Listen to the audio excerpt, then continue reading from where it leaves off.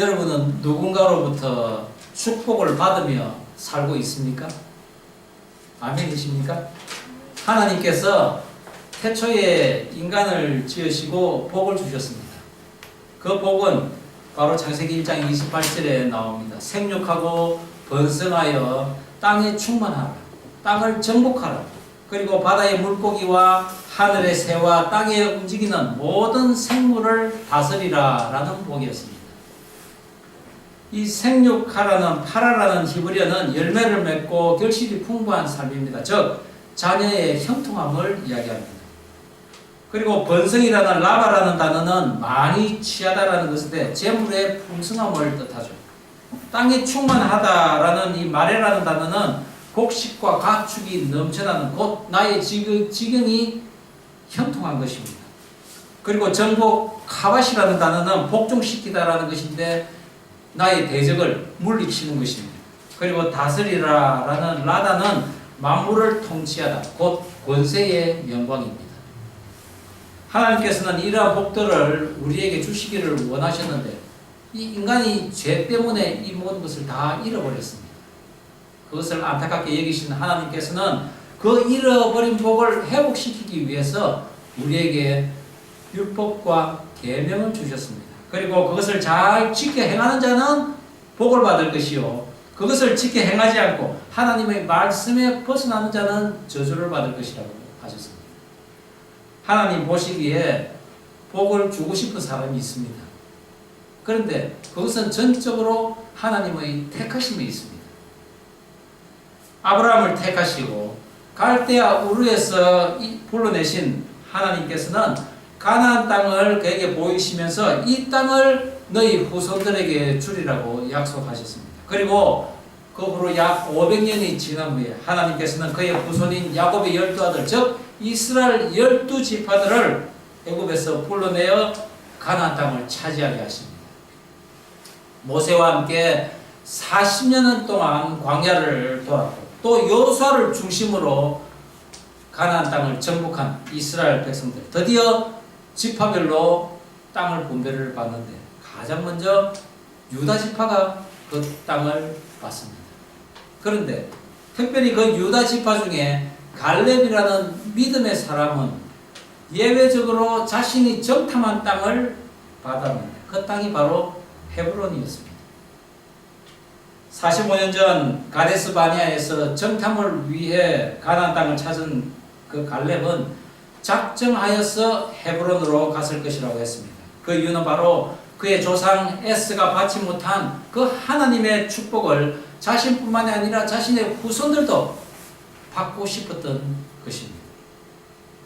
에스가 장자권을 상실한 까닭으로 묻히지 못했던 그 막벨라 굴이 있던 그 헤브론에 거주하면서 이제는 유다 지파로서 살면서 이곳을 향한 하나님의 마음을 차지하기 위한 거룩한 도전을 갈렙은 했다는 것입니다. 그 헤브론을 중심으로 가나안 남부 땅을 받은 유다 지파는 이스라엘의 대표 지파답게 가나안 땅에서 가장 기름지고 면적이 넓은 땅을 차지합니다.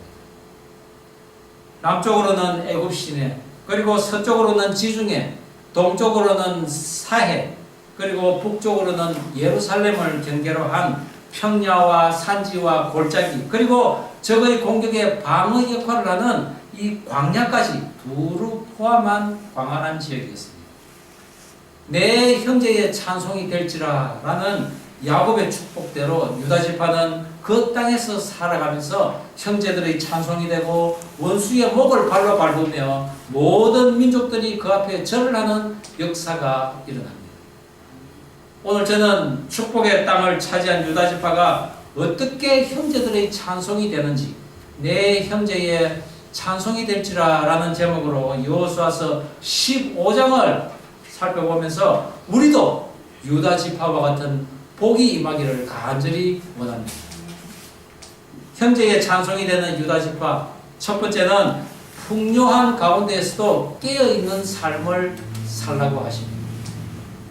오늘 본문 7절 8절 다시 한번 한 목소리로 읽어보겠습니다. 시작. 또 아골 골짜기에서부터 더비를 지나 북으로 올라가서 각 남편에 있는 아둠민 비탈 맞은편 길가를 향하고 나아가 엔 세메스 물을 지나 엔 로겔에 이르며 또 흰놈의 아들의 골짜기로 올라가서 여무스 곧 예루살렘 남편 어깨에 이르며 또 흰놈의 골짜기 앞 서편에 있는 산 꼭대기로 올라가나니 이곳은 러바임 골짜 북편 서치며.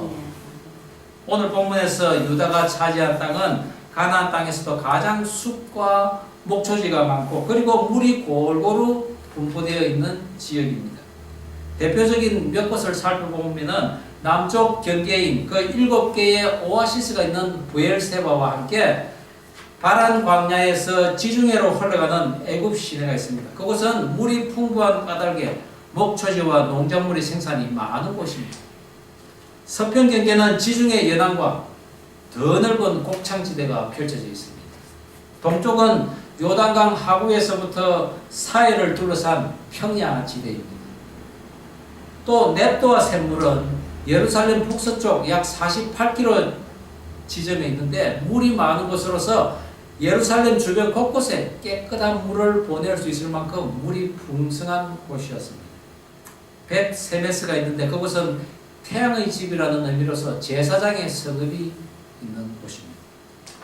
총 115곳의 성읍이 있다고 했는데 사실 세어보셨습니까? 실제 세어보면은 122개의 성읍이 나옵니다. 이렇게 차이가 나는 부분은 그 땅이 너무나 광활하기 때문에 나중에 시므온이 그 땅의 일부를 차지해서 살고 있습니다. 그래서 여기서 언급되지 않은 그것은 바로 시므온 지파들이 살고 있기 때문입니다. 그리고 또한 그 성벽을 쌓은 성 외에 사람들이 모여 사는 향리와 촌락은 이 성에 포함되지 않았습니다.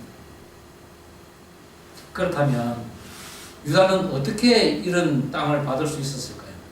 아버지 야곱이 죽기 전 12아들에게 하나님의 계시적인 유언을 하는데 유다에 대한 축복이 이렇습니다. 그것은 곧 하나님의 축복이기도 한 것입니다.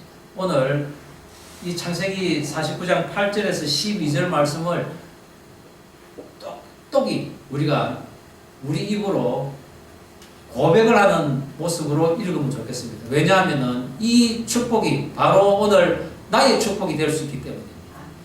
자, 우리 한번 읽어보겠습니다. 유다야 시작. 유다야 너는 내 형제의 찬송이 될지라. 내 손이 내 원수의 목을 잡을 것이요 내 아비의 아들들이 내 앞에 절하리로다.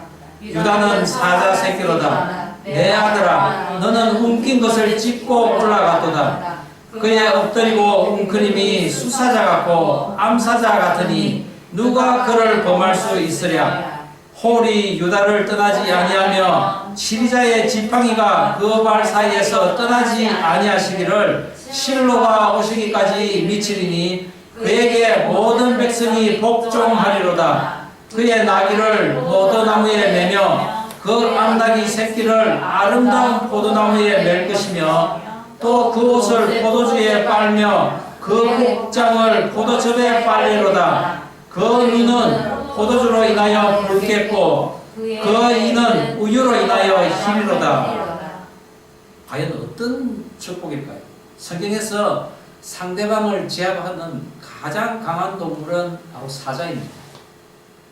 그 사자처럼 유다 지파는 앞장서서 가나안 땅을 점령했고 그 후손 다윗은 주변 모든 나라들을 다스렸고 다윗의 후손으로 오신 예수님께서는 우리들의 원수 마귀를 이기셨습니다.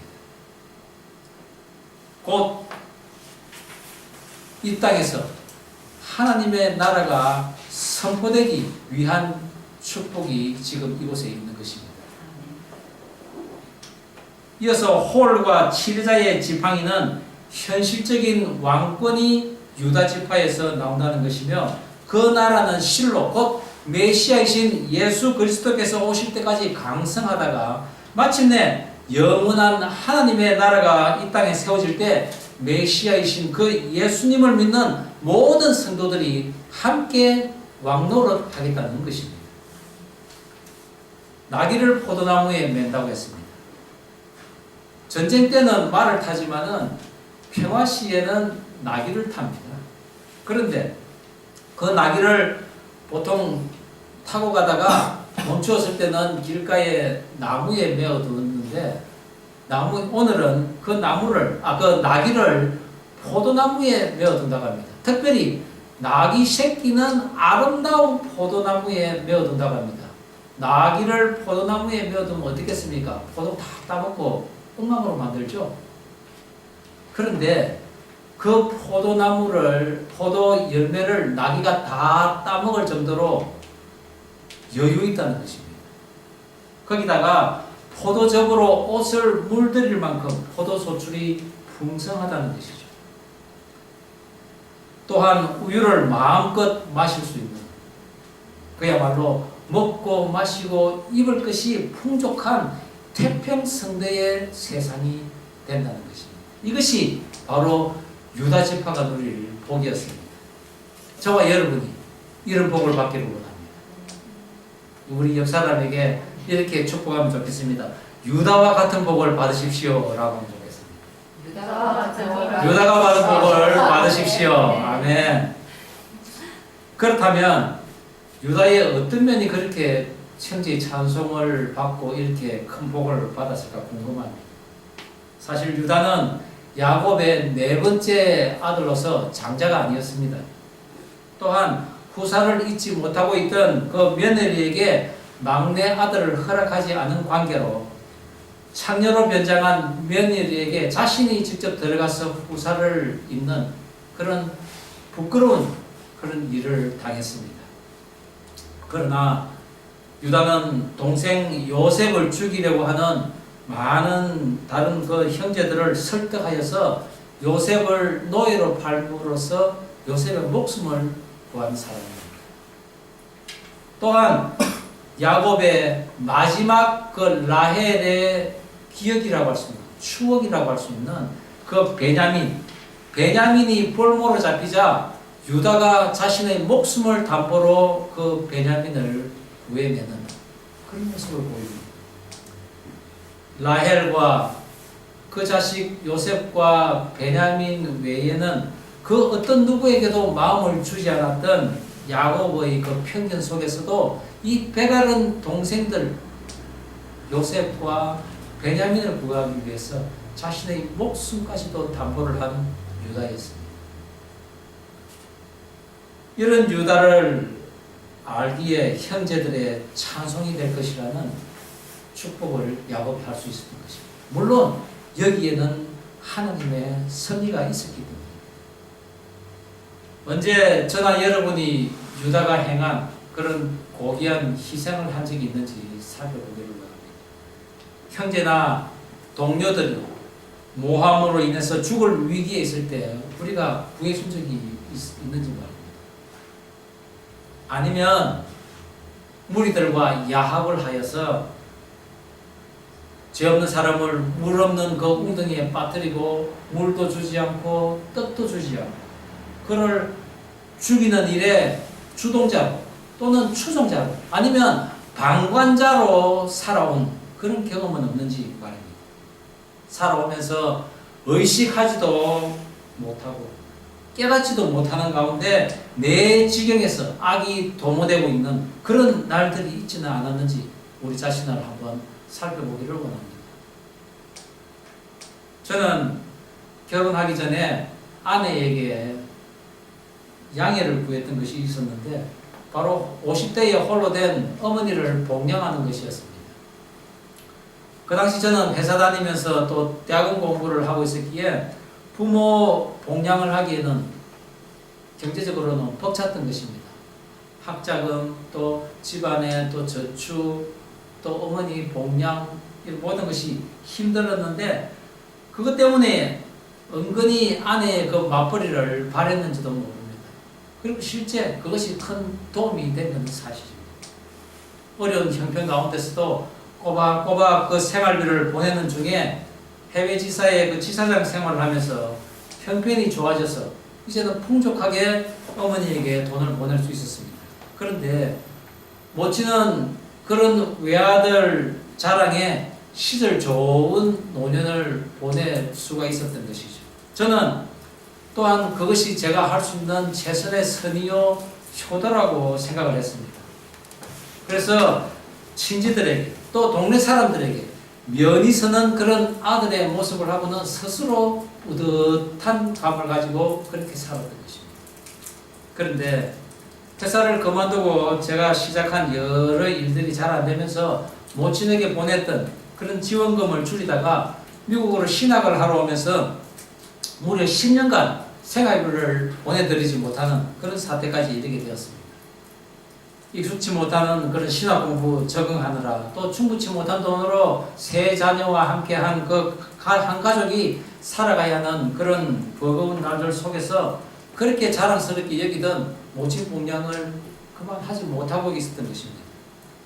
그리고 나서 깨달은 것이 있는데 내 모친 봉양을 위해서 무례하게 아내에게까지 그 의무를 강요하고 또 그것을 요구했던 그런 것이 생각이 나는 것입니다. 또 형편이 되었을 때는 모친을 돌본다는 명분하에 다른 형제의 그런 어려움들은 아예 무시하고 살았던 그런 제 모습을 또한 보게 됩니다. 형편이 좀 어려운 누이의 그 전도를 나에게 했는데 그것을 매정하게 뿌리친 그것도 그런 경우도 또한 있었습니다. 이 모든 것은 무식함을 넘어서 무례함이었고 또 선을 포장한 사특함이 내게 있다는 것을 예수 믿고 나서 나중에야 깨달았습니다. 하나님을 알지 못하고 행하는 선은 결국 망하는 것인데 그것은 끝까지 행할 수도 없고 또 파친할 수 있는 능력도 없으며 완전할 수 없다는 것을 저는 알았습니다.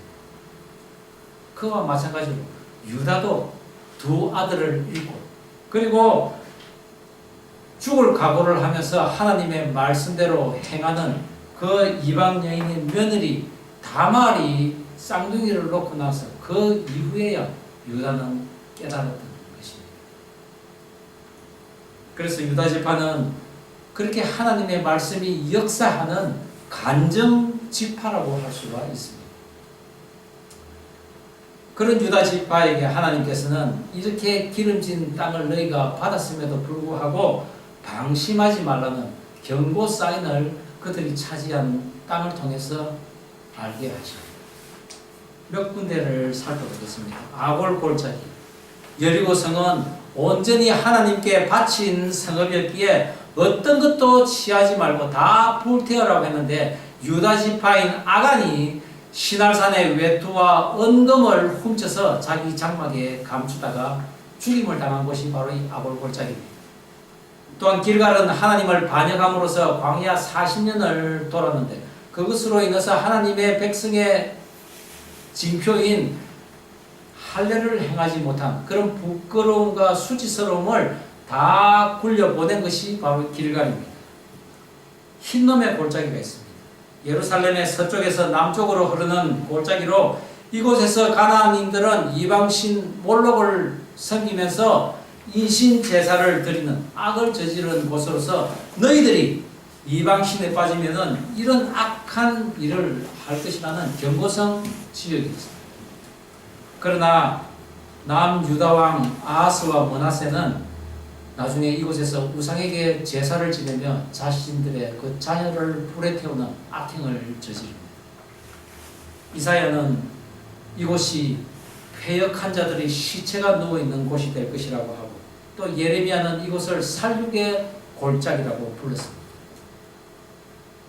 그 예언대로 신약시대에 와서는 지옥을 뜻하는 이 게헨나가 바로 이 흰놈이라는 단어에서 유래되었습니다. 제사장들이 예수님을 은 30냥에 판 그 유다가 돈을 다시 돌려줬지만은 그 돌려받은 돈은 성전에 보관할 수 없다고 하면서 그것으로 밭을 샀는데 바로 피의 밭 아겔다마가 있는 곳이 바로 이 흰놈 골짜기입니다. 또한 딥나는 삼손이 블레셋 아내를 만나서 그 나실인의 언약을 어기던 곳이었고, 에그론은 유다 지파가 점령했지만은 나중에 블레셋인이 사사시대 내내 차지한 땅으로서 빼앗긴 언약궤가 방치되어 있던 수치스러운 곳이었습니다. 아둘람, 십, 엔게디 이런 모든 것은 다윗이 쫓겨다닐 때 의신하던 곳입니다. 기름지고 풍성한 소출과 과실들이 열매 맺는 땅인 동시에 살아가면서 결코 하나님에게서는 떠나서는 안 된다는 것을 기억해야 하는, 그리고 경계를 더하여서 항상 영적으로 깨어 있으라는 그런 것을 알게 하는 땅이었던 것이죠. 그것을 하늘로부터 장자권을 받은 유다 지파가 솔선수범해서 그것을 감당해야 하는 그런 하나님의 뜻이 담긴 땅이 바로 유다 지파의 땅이었습니다. 그것이 풍요함 가운데 깨어 있으므로 형제들의 찬송이 되는 유다 지파를 향한 땅 분배였습니다.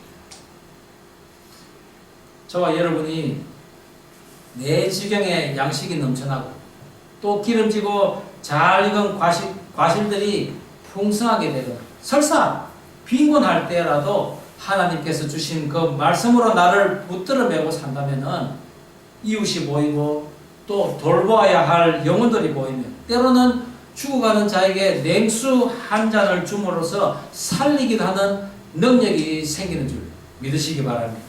그런 자에게 하나님께서는 기업을 주시고 또 주시되 흔들어 넘칠 때까지 주신다는 것입니다. 그것을 믿으시고 저와 여러분 다 같이 유다 지파가 되는 축복이 있기를 주의 이름으로 축원합니다. 형제의 찬송이 되기 위해서는 두 번째, 자녀들에게 윗셈과 아랫셈을 물려줄 수 있어야 한다는 것입니다. 우리 본문 18절 19절 다시 한번 읽어보겠습니다. 시작.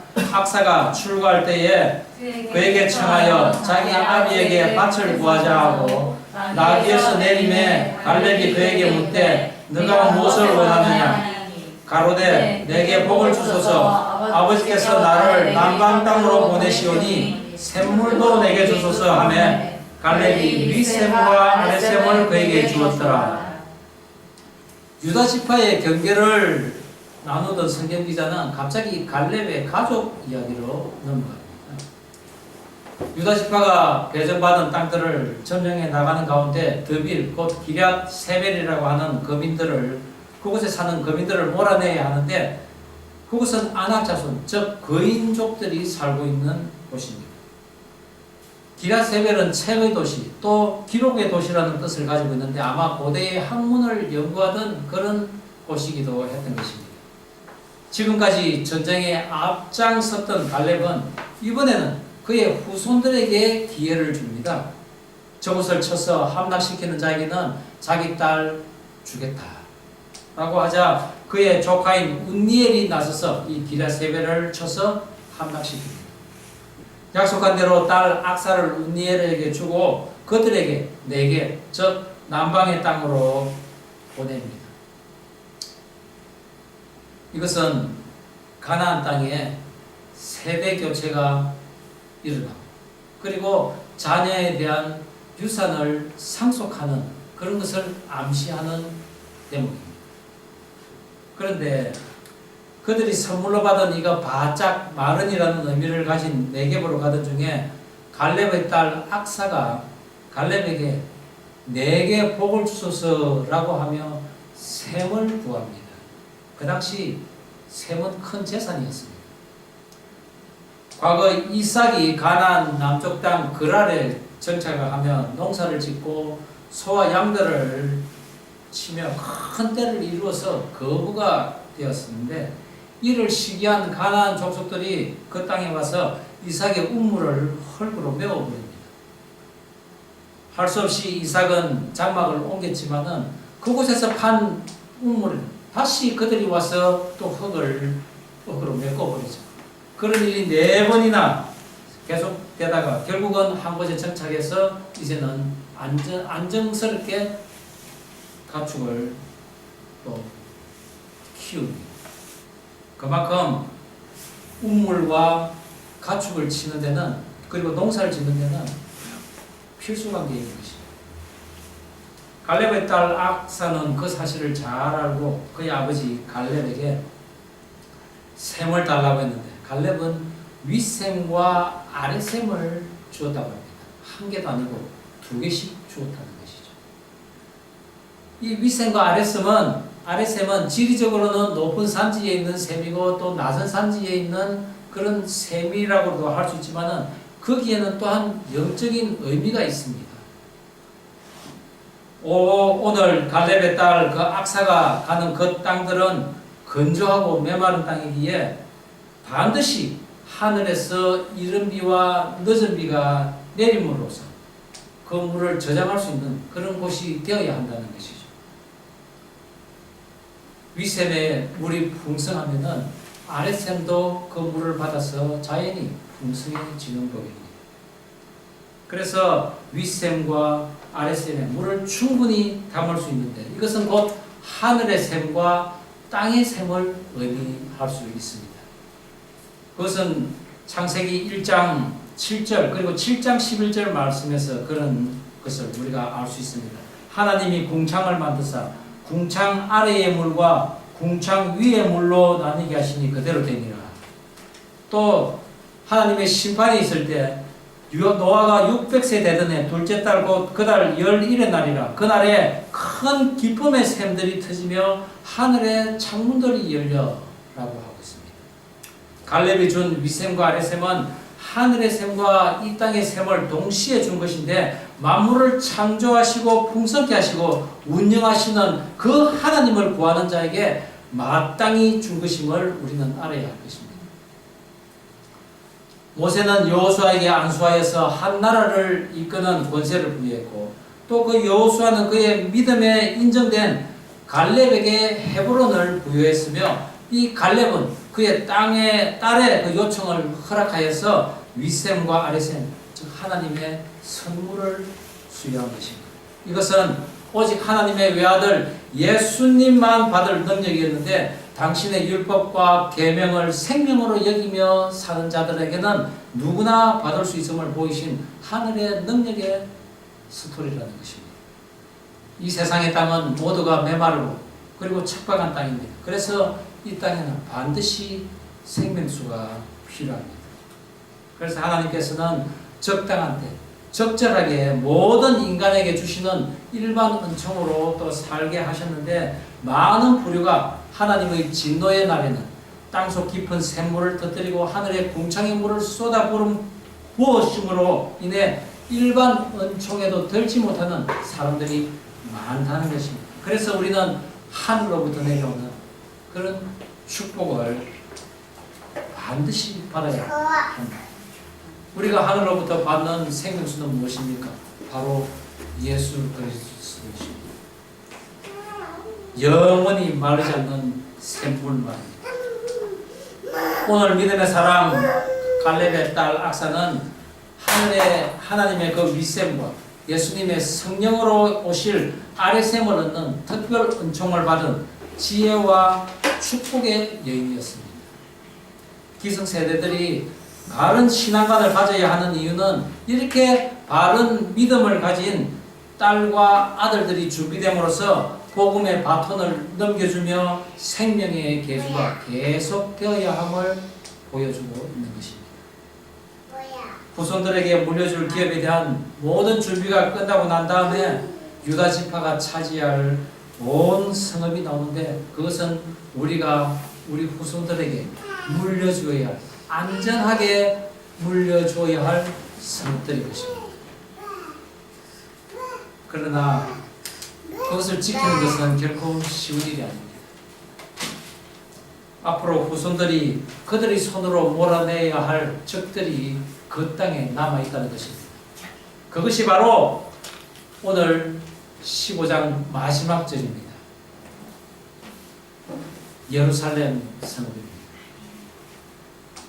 예루살렘 우리 성읍 15장 63절 한 목소리로 다시 한번 읽어보겠습니다. 예루살렘 거민 여호수 사람을 유다 자손이 쫓아내지 못하였으므로 여부스 사람이 오늘까지 유다 자손과 함께 예루살렘에 거주하니라. 숙제가 남아있는 것입니다. 여부스는 땅에 발에 밟히다라는 의미를 가진 잡초와 같은 인생들입니다. 나중에 이 여부스는 다윗에 의해 점령되지만은 어떻습니까? 그 예루살렘은 2000년이 지난 오늘날 여전히 유대교와 이슬람교와 기독교에 의해서 나뉘어져 있는 땅입니다. 중동의 화약고라는 것이죠. 그렇다면 유다의 후손들은 영원히 짐을 진 채 살아가야 합니까? 그렇지 않습니다. 예루살렘 서남쪽에 살육의 골짜기요 패역한 자의 무덤인 흰놈의 골짜기가 있다고 아까 우리는 성경을 읽었습니다. 그 흰놈의 골짜기와 맞붙어 있는 골짜기가 르바임 골짜기라고 있습니다. 르바임 골짜기는 바로 우리가 말하는 여호와 라파, 치료의 하나님이라고 하는 라파의 이 단어와 같은 어원을 가지고 있습니다. 즉 르바임 골짜기는 치료의 골짜기라는 것입니다. 죽음의 골짜기와 치료의 골짜기가 지금 맞붙어 있다는 것이죠. 죽음의 골짜기에서 살아갈 것인지 아니면 치료의 골짜기에서 살아갈 것인지 그것은 너희들이 어떻게 살아가느냐에 따라 달려있다는 것입니다. 유다는 찬양과 찬송이라는 의미입니다. 근데 이 히브리어 문자적으로는 손을 쭉 뻗다는 의미를 가지고 있습니다. 바로 하나님께 경배하고 예배하고 하나님을 찬양한다는 의미인 것입니다.